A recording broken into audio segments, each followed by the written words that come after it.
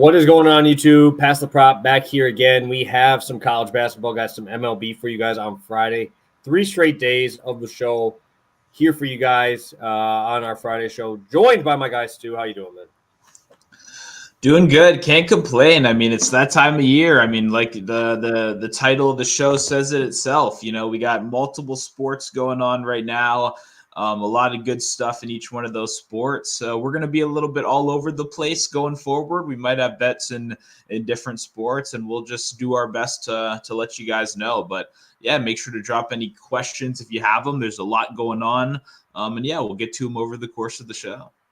Yes, sir. Yes, sir. Yeah, it was a good day yesterday.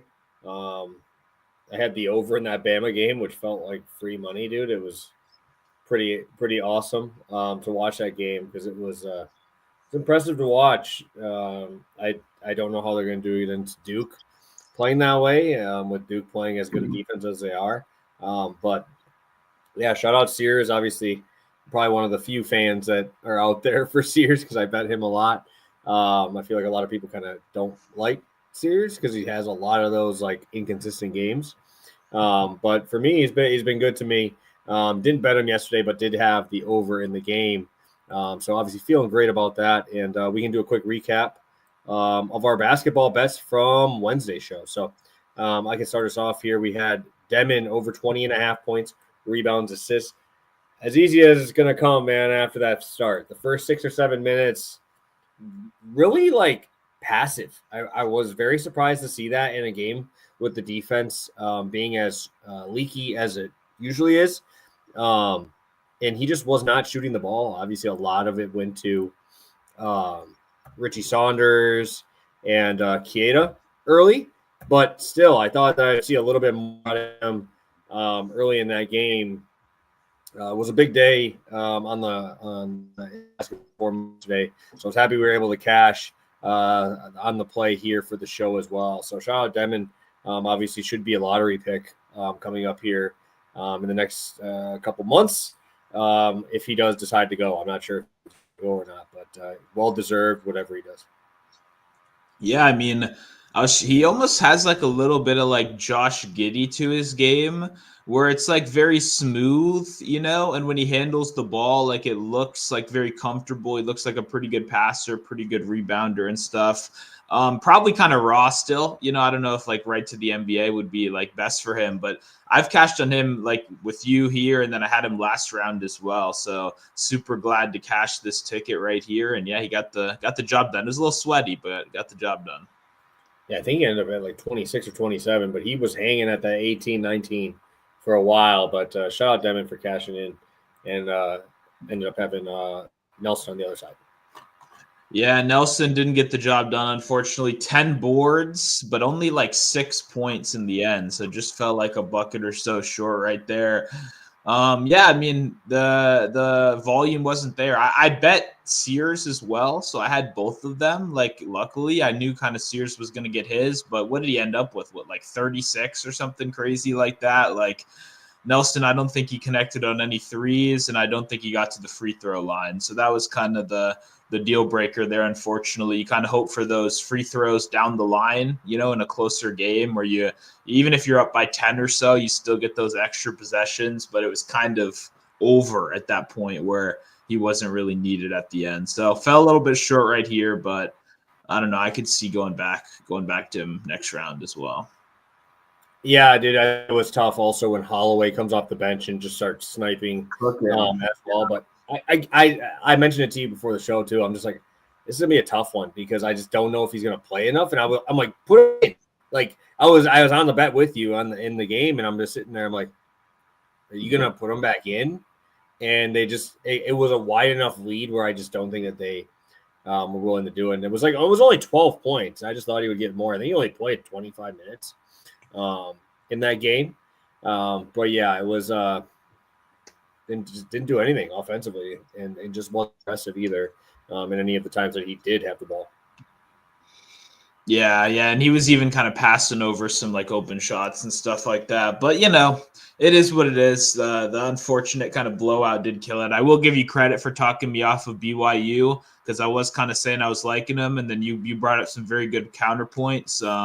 And Bama bets were really the only ones I won yesterday. So shout out to you for that, because you definitely nailed it with your analysis. And I never want to bet on like a team where the other team is just kind of a better version of the same team, but they played like the tougher opponents and stuff like that. Like it was a good call on that one. So shout out to you. I did win a lot of Bama money line because of it.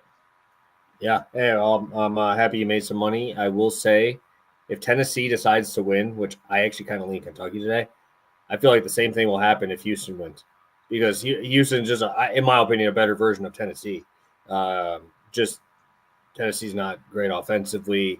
Try to make their hay on the defensive end, but Houston now has 3 guards shooting 40+% from 3, where I would feel bad for Zagai Ziegler. That boy will get bullied in that game, dude. Like I'm worried about that shit. But I'm excited for that Kentucky game tonight. Obviously, Kentucky getting a nice matchup today with a team they beat twice already. They beat Tennessee twice already. I want to give big shouts to my boy Mark Pope. Love you, man. I'm gonna keep playing him, man. I'm gonna keep playing Mark Pope. He's the man. Let's get through our recap because we do have 2 recaps to do today with MLB yesterday in here too. So I believe I'm the only one from bets yesterday. Woo! It's a little sweat. We got a little sweat there. I told you guys I'm buying down those strikeouts to start the year, and Skeens missed his actual strikeout prop. It was 7.5. He grabbed 7, so we ended up cashing on that. And then the Red Sox come through top of the 5th inning, get another run. Wilyer Abreu goes yaya off of Eovaldi. Again, I talked about Eovaldi's power struggles. That's the only thing he gave up, man, right? It was home runs.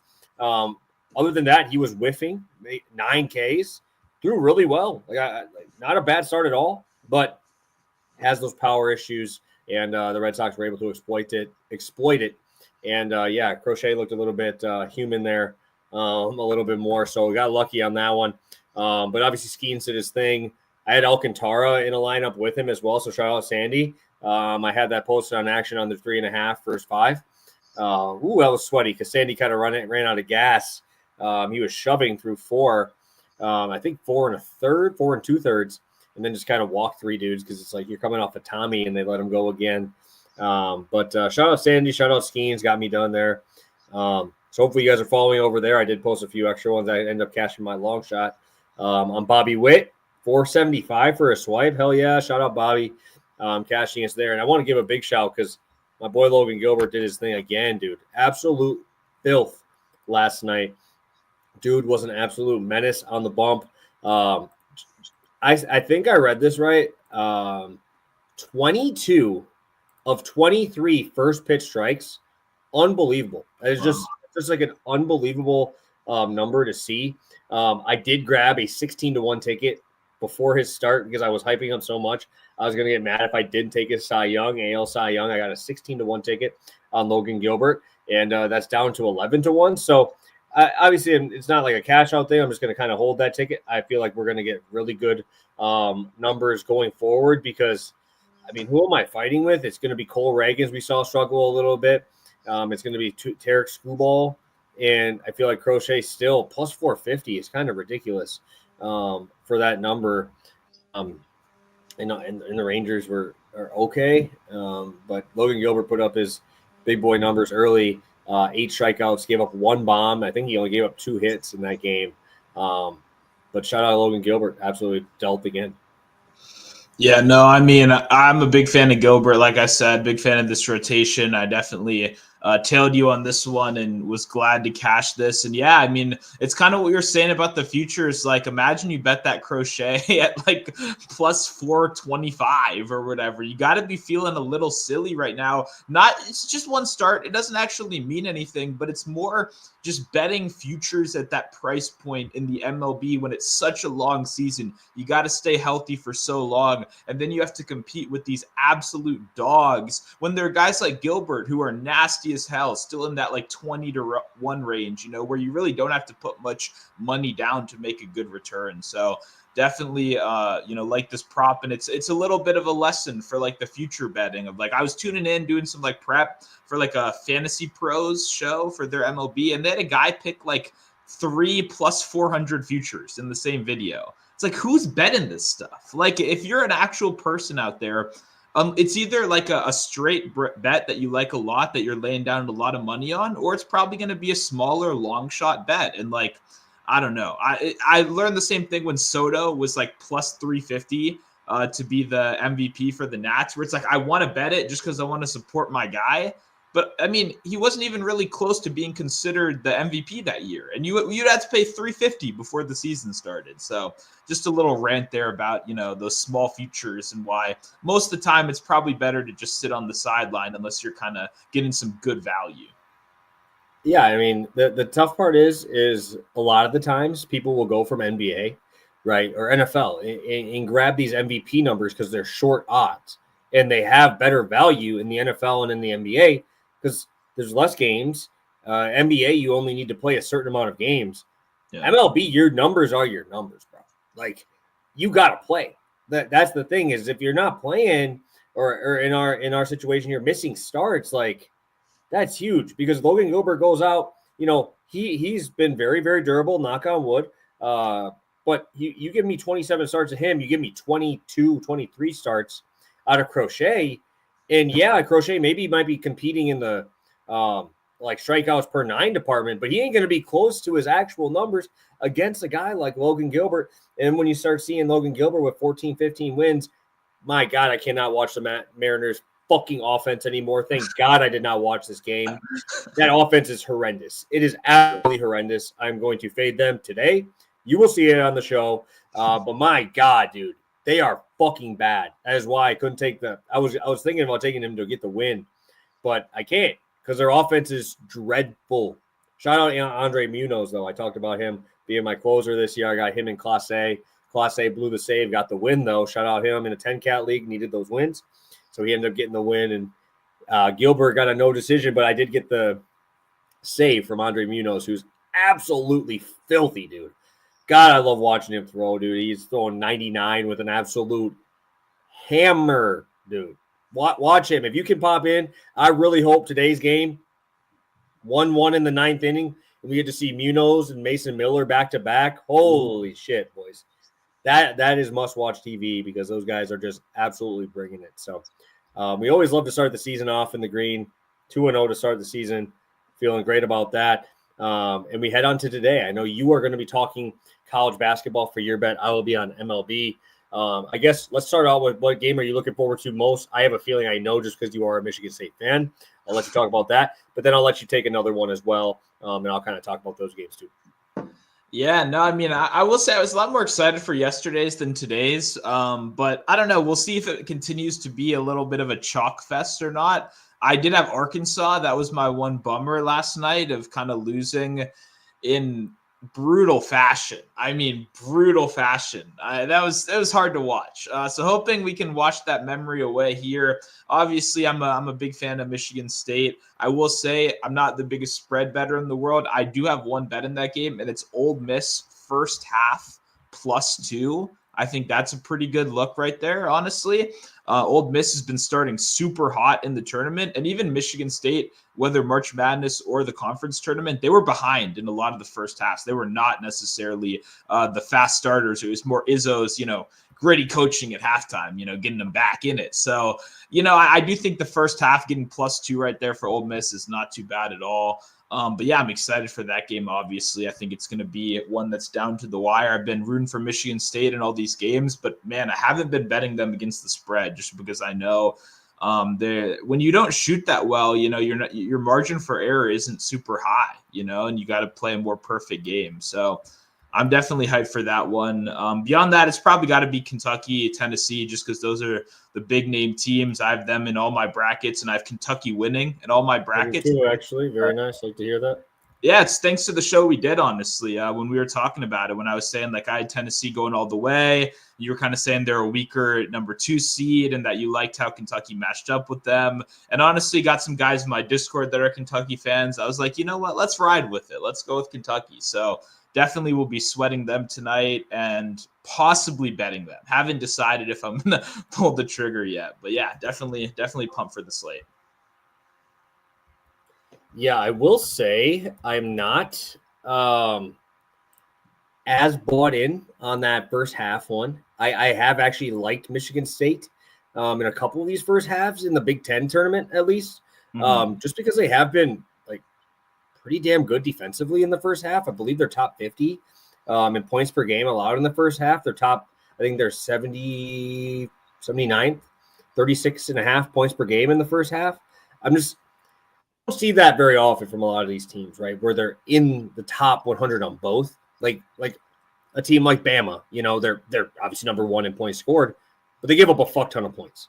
So when we have a team like Michigan State, where like I hate watching Michigan State, I absolutely despise it, especially when I have them betting them because everything kind of stays close. But again, I kind of like this spot for Michigan State. I just think they come out.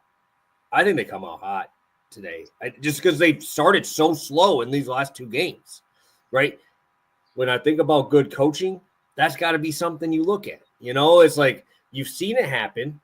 New Mexico punched you in the mouth right away. Well, how about we just don't turn the ball over in the first half, and you guys would be up fucking 10. They got all that stuff from turnovers and obviously good shooting on the outside. Obviously, Ole Miss has the shooters on that end, but this just kind of screams Michigan State spot for me. And it's tough because you want them to win, but then you're baiting them in the first half where it's like, that kind of scares me because I'm assuming you're cheering for them to win. Oh yeah.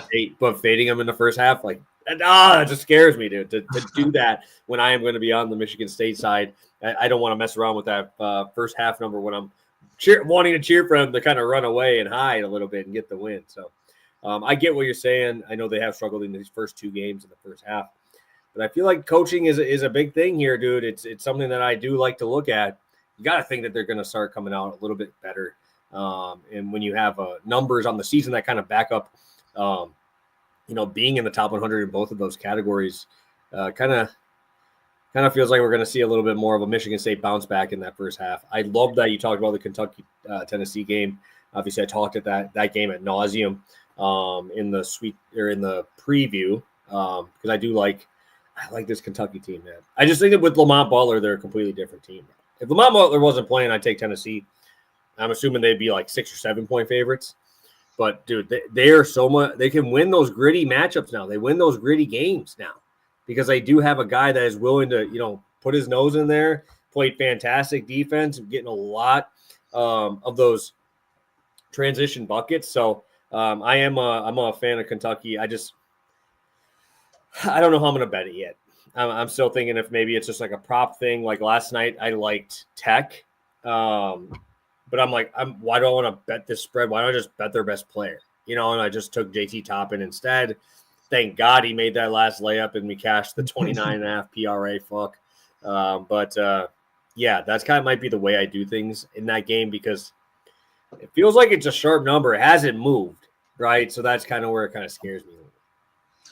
Yeah, it's one of those that feels like you said, sharp. It feels like it's the correct number. And sometimes when it spreads like that, I'll just wait till live. If I know I'm going to be around and you want to see a couple possessions, maybe one team gets off to a hot start, then you can kind of live bet from there. So that's probably what I end up doing. But if anything, I probably will take a little bit of Kentucky spread before the game starts. Yes, sir. Yes, sir. We got 30 of you guys live with us. We appreciate you joining us on your Friday afternoon. We got Matt and Liam in here. We appreciate you guys joining us as well. As always. And if you guys got any questions, we're going to be talking MLB and college basketball here. Drop them in the chat. I got a lot of stuff out already. So obviously excited to break down these slates. Do you want to talk on the other two games? Or are you ready to get to your pick? Yeah, the only thing I'll mention real quick, it's not my show pick because I really don't even know who the fuck this guy is.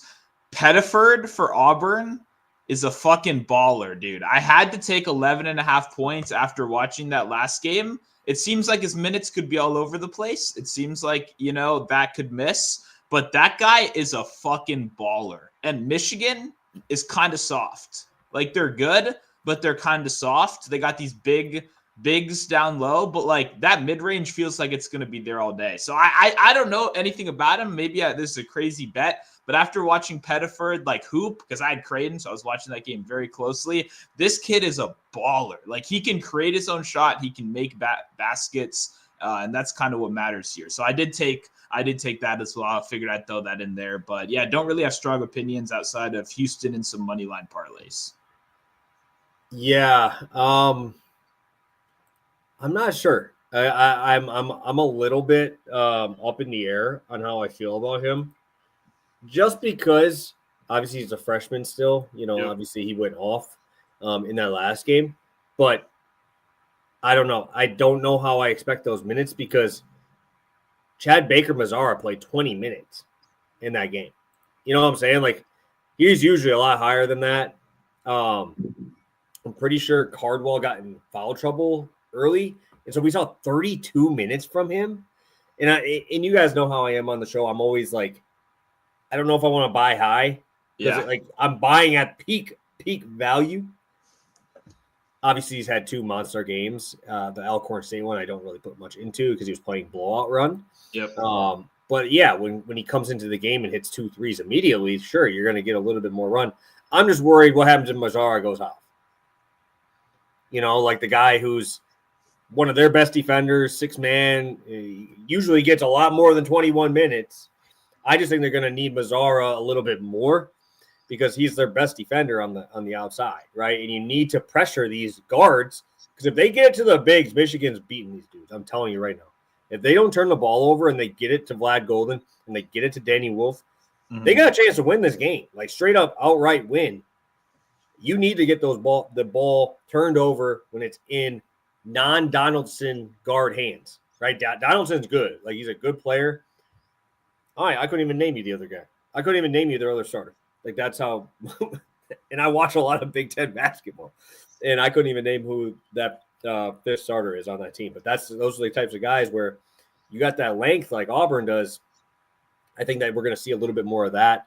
But, yeah, I don't know. When I look at their game log and I look at, like, the 2 big games that they played against Tennessee and I believe it was Ole Miss in the tournament, he only played like 15, 20 minutes, and then you saw Mazara in the 30s, where it's like that. It just scares me. Like, I need efficiency, which is obviously something that could definitely happen. And definitely I think another guy outside of Broome is going to have to do something, because Danny Wolf and Vlad are as big, if not bigger, than him. I don't think he can play that bully ball like he has all year. Yeah, no, that was my full thought process of like Broome probably tougher matchup with all the bigs. Someone else has got to score. I watched last game and this kid can fucking score. But I do like obviously all the other shit you said. Obviously, that's what I looked at the minutes and I went, okay, he's clearly riding a hot streak right now. He's on a heater, man. I'll give you that. He's on an absolute heater. Neither of us are into betting on that kind of style, so I did figure I would bring it up. The bet's locked in. I'm riding either way, but I figured there was a little bit more of a catch there, and that definitely makes sense. So always like the analysis, but hey, I'm using the ball watching, right here for it's a small bet, not a big bet, but I'm definitely rooting for him tonight. Yeah, no, and he would be like a ladder guy that you would want to do, because we have seen him get up to 25 points in the game. Yeah. So definitely an option there. So I'll kick it over to you, Stu. We have you talking our only college basketball bet on the show. Plus money spot. We'd love to see it. Yeah, no, I took Jace Richardson over 1.5 threes. It's plus 105 on MGM right now. I also kind of took some points as well at 14.5, but it got bumped up to 15. So I have both of them locked in. I figured I'd go with the number that's still more readily available. Jace, since really earning that trust and being promoted to the starting lineup, he's over in 9 of 13 games with this new role. So the hit rate is obviously fantastic for a plus money prop. The reason that the odds are still good is pretty simple. One, he had a shit game last game, so it's a little bit of a downturn. He's a young guy, so there's always a little bit of risk there. But the volume isn't super high, and the volume isn't super high because he's shooting 40% from 3. So he's knocking him down at an awesome clip. He's really only taking between like 4 and 6 threes. So I think that's why you get the line at such a reasonable point. A lot of the college guys, I bet it feels like they chuck a bunch and just hope a couple fall in. Well, Richardson's a little bit more on the other end of the spectrum where his volume isn't incredibly high, but the shots he is taking are good. I'm not obviously a college expert pro, but it seems like all the advanced metrics show that Ole Miss is not a great guard defense. They're not a great 3-point defense. Like, they don't profile as like a super high leverage or a super high level team that I need to be scared of.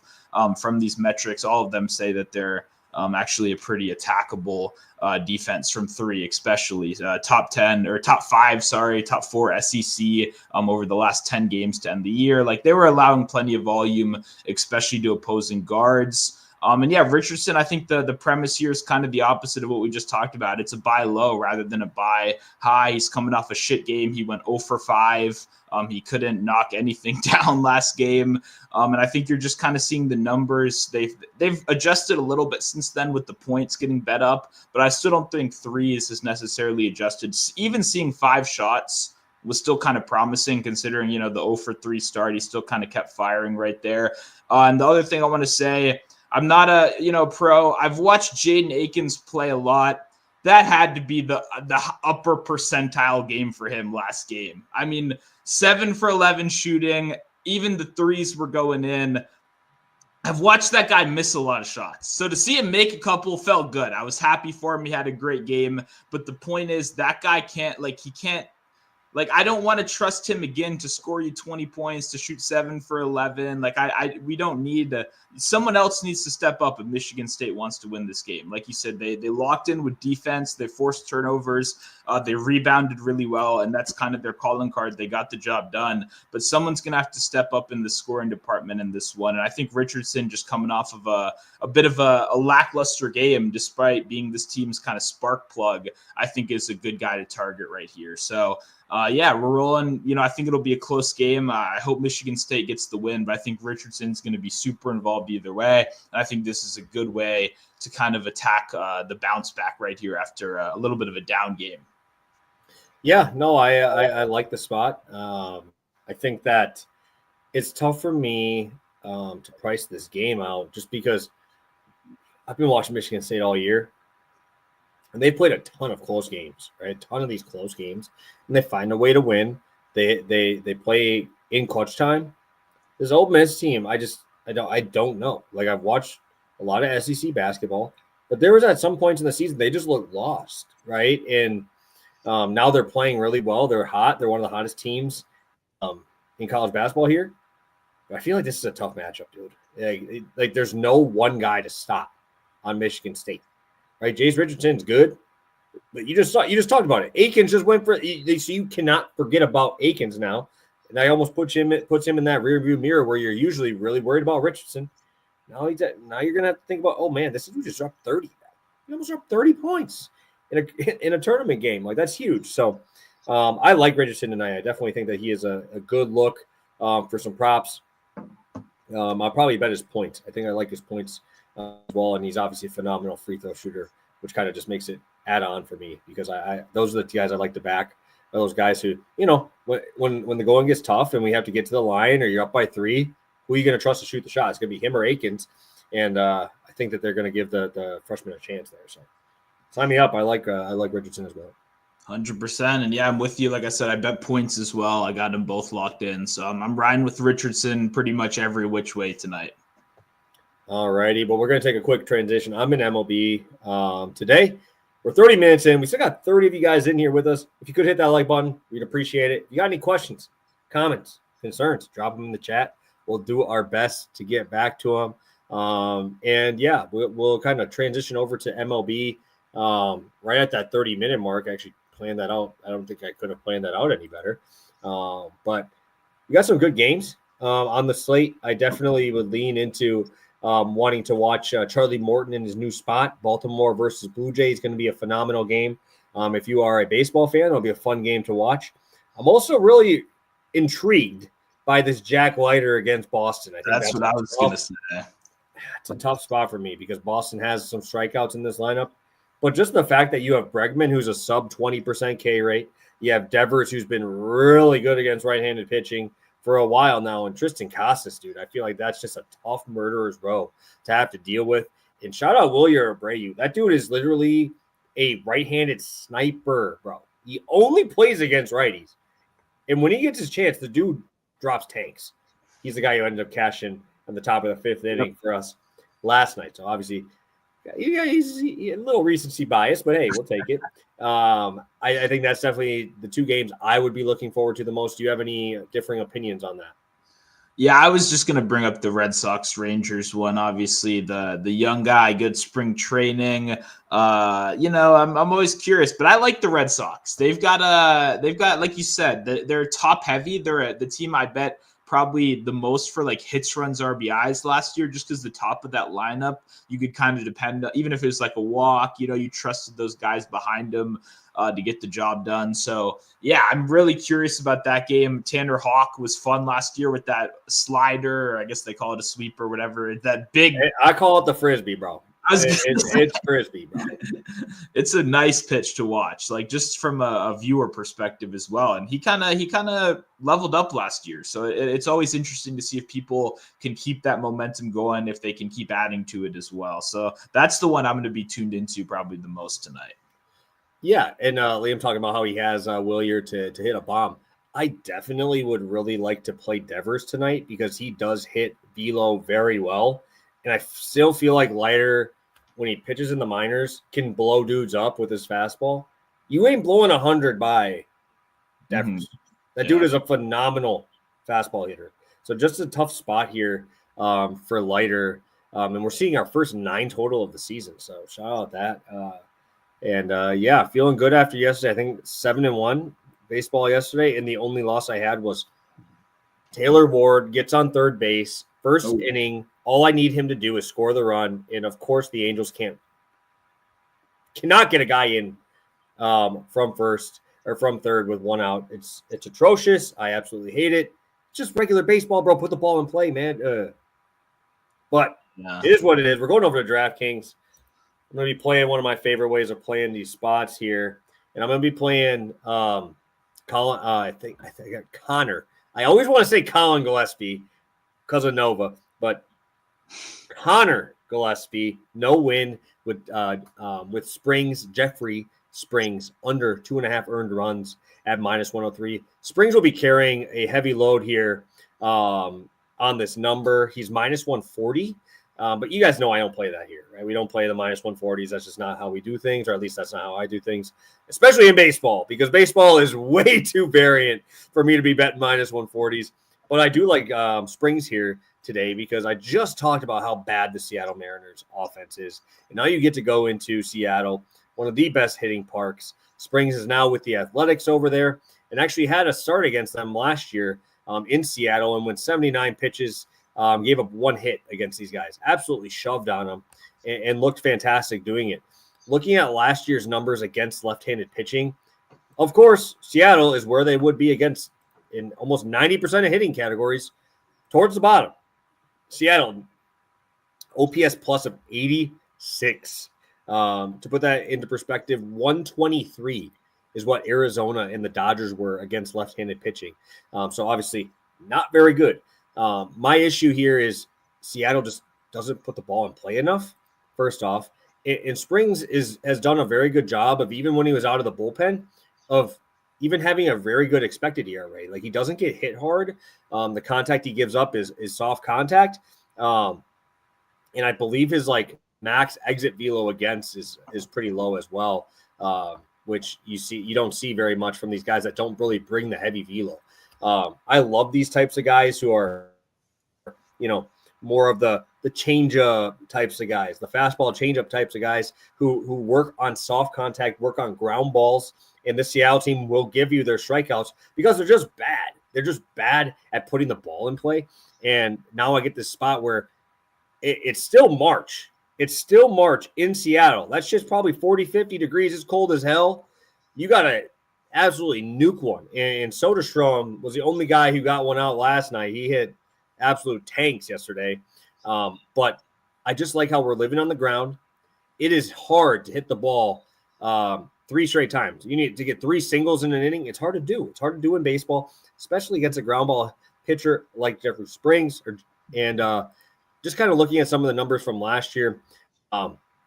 Not a huge whiff guy, but we're going to see quite a few right-handed bats in this lineup, right? You got Randy, you got Julio, you got Robles, all of like the guys that you're really worried about from the right side. And when you have a pitch like this changeup that Jeffrey Springs is throwing with a 44% whiff rate on the year, 43% against left-handed pitch or left-handed batters, and last year even got a little bit unlucky throwing it because he actually had a 345 batting average against that changeup, but a 230 expected and over 120 points lower on the expected slugging. So just really unlucky on that stuff. So I'm sorry I went into a lot more detail than I really wanted to there. I'm just an absolute fucking degen for this freaking stats on baseball, but it just feels like it's a spot that I want to go to. We go to Connor Gillespie, obviously threw a little bit at the end of last season. I'm just a way bigger fan of Mitch Keller in this spot against this Miami offense. Obviously, a big fan of Keller, and also when you look at Gillespie, he's got overpowering stuff. I'm just worried that there's going to be a little bit more like nerves coming in here. It's going to be his first start of the year, and obviously a guy I don't expect to go very deep in this game. And second, I mean, he's going to be bringing, I believe, his max out velo last year was 92 miles an hour. When you're coming off of facing 99 with 20 inches of run from Sandy Alcantara, this ball is going to look like a damn beach ball after yesterday. Because Alcantara is probably, now that he is fully healthy, is probably one of the nastiest guys in the league. No one just wants to talk about him. He's playing for one of the worst teams. But we're going to see a lot more opportunity for Gillespie because they're going to probably ship Sandy in a couple months because this team is an absolute train wreck. But you're trying to see what these guys have here, and I just don't know if he's big league ready fully yet. So I'm going to be going with the Pirates to get ahead on them a little bit early and maybe get them out before 5 innings. So really like this spot. I feel like close to plus money is a gift. Yeah, no, I'm definitely tailing. We talked about the no wins all the time last year. If you're new to the show, we absolutely love the no wins as a parlay piece because you're fading a parlay, right? You need so many different things to go right for an MLB pitcher to get a win. And that's even assuming Gillespie even makes it the 5 innings necessary to be credited for a win, which is obviously no guarantee at all for the first start of the year, a young guy in his position like this. So definitely like what you were saying right there. And Springs, I mean, you gave a lot of good data. I'll say it. He's a fucking dog. Fuck all that data. I love betting on Springs. This guy's a good pitcher. I like the ballpark fit, obviously, for him going over here now. I thought it was a good acquisition. I've been excited to bet on Springs. And the good thing about him for the under-earned runs, too, is he wasn't a guy that was getting pushed deep into the games. He was like a 5-and-done guy. Even if he was pitching well, they weren't taxing his arm. They weren't, keeping him super deep into the games. And obviously that hurts you for an over outs, but it helps you for an over earned runs. Because how many times have you seen a guy, at his limit, you don't know if he's good or not, he comes back in and he gets shelled. So love the spot right here, 100% tailing. Awesome. Yeah. Definitely agree with that. And that's kind of another reason why you like to bet these unders a little bit earlier in the season when guys aren't fully stretched out. They still kind of have the advantage over the batters at the moment. So our guy Thomas popping in here talking about Giddy last night. Obviously, he's going crazy. Bulls get the win over the Lakers. Crazy game. Obviously, I did not watch it, so I was watching way too many other things. So, but yeah, good for them. Shout out to Bulls. Kobe White, baby. Kobe White. It's funny, we were just talking about them going up in the right direction a little bit. I had that game pulled up on my laptop for the last couple minutes, and I was watching March Madness. They had that stadium more fired up than any of these March games I've seen all year. These guys were jumping for that win, and it was awesome. I mean, clearly the Lakers – the most Lakers move of all time to lose that game. But wow, Giddy, I mean, he's been leveling up. That was awesome to see, honestly. Good for the Bulls. We said it yesterday, but hopefully they can keep going in the right direction. And I even got slandered. Some random Bulls fan was hating on my tweet when I said that Caruso, the trade that they won with the Caruso Giddy trade. I was clearly looking like I was wrong about that one. I'm getting fucking dusted by random 40 follower Bulls fans now. So shout out to them, enjoy your little victory lap. And I hope they can keep going in the right direction.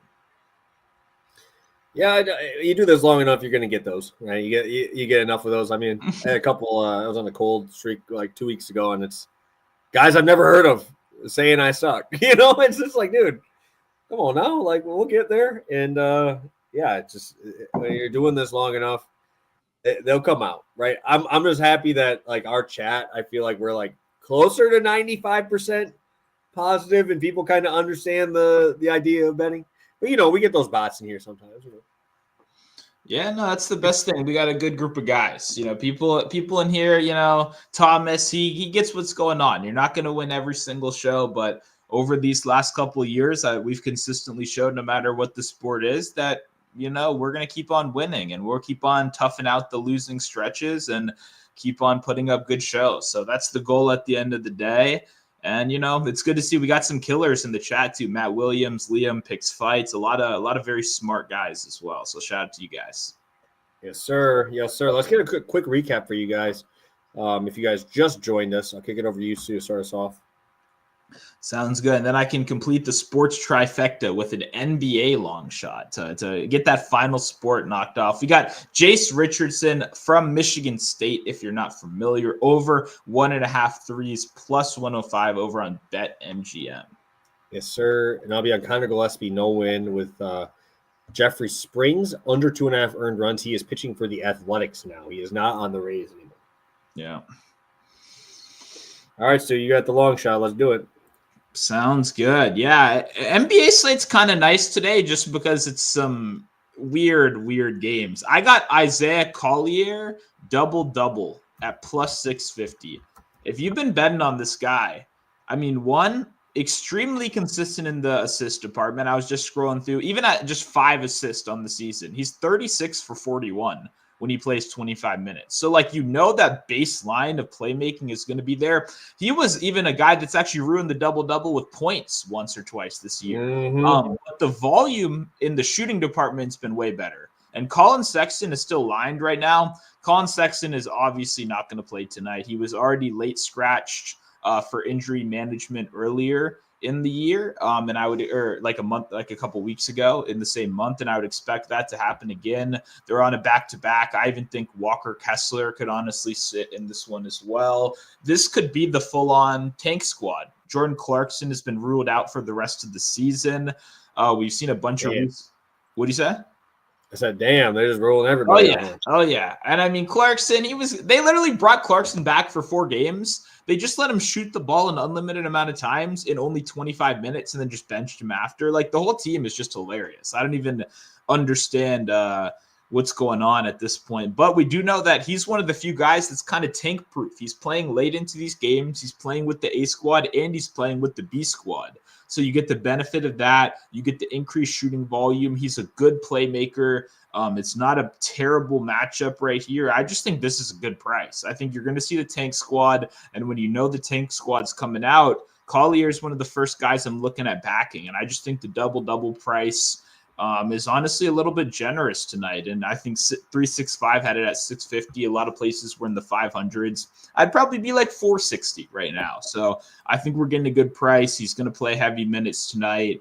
And yeah, he should be able to take advantage of a tanking squad, get those counting stats up. Yeah, I just got it on my offshore at 550, so I'm in. Feeling a good spot here. You're feeling some vibes. Obviously, I cashed Collier double earlier this year as well. Yeah, there has been a few games he just hasn't scored enough points, but yeah, I feel like this isn't a game you're really gonna have to worry about it because they're probably gonna be losing by 40, so it doesn't really matter.